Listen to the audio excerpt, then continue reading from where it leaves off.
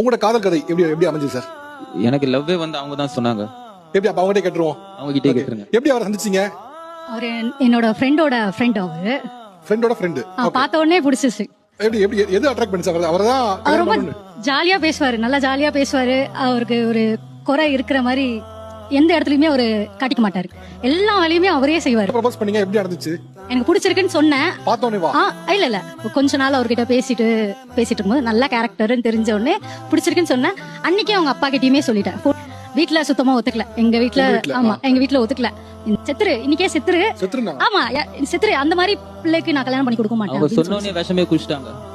Oxygen குடிச்சிட்டு ஜிஹெச்ல ஒரு 10 நாள் அட்மிட். ஆமா அவரும் சரி, எங்க மாமனார் மாமியாரும் சரி ரொம்ப நல்லா பாத்துக்கிறாங்க. இன்ன வரையுமே எனக்கு எந்த பிரச்சனையும் இல்லாம ரொம்ப நல்லா பாத்துக்கிறாங்க.